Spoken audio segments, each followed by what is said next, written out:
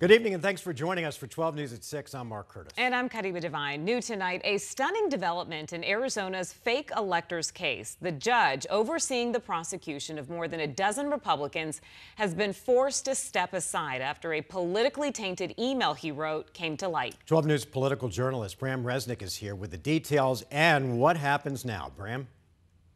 Now, Mark, Maricopa County Superior Court Judge Bruce Cohen has been on the bench 20 years. He knew the political stakes in this highly charged case brought by Democratic AG Chris Mays.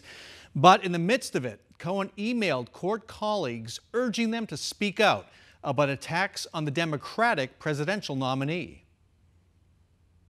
Whatever I do on any of these motions, approximately half of the people are going to vilify me and half of the people are going to anoint me.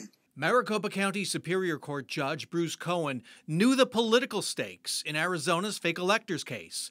More than a dozen Republicans were charged in an alleged scheme to overturn Arizona's vote for Joe Biden in 2020. Yet 2 days after making that statement from the bench in late August, Cohen emailed his court colleagues, urging them to speak out against what he called demeaning attacks on Democratic presidential candidate Kamala Harris. "We, the white males, must speak out," he said. "We must tell those within our circle of influence this must stop." A day later, Cohen emailed an apology.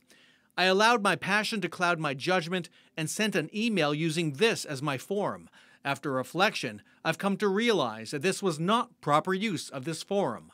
But last week, Cohen's emails were posted online by a right-wing publication. One of the fake elector defendants, Republican State Senator Jake Hoffman of Queen Creek, moved to disqualify Cohen. Hoffman's lawyer told the court, Judge Cohen bears a deep-seated personal political bias that overcame his professional judgment. Cohen stepped aside late Tuesday. Is there any doubt in your mind that Judge Cohen should have recused himself?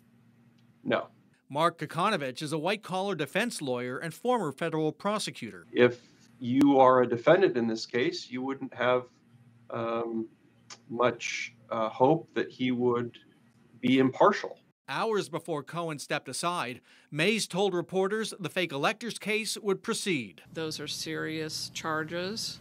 They are state charges, and they are not affected one bit by Donald Trump's re-election to the presidency. After Cohen dropped out, Mays said he had the discretion to recuse himself.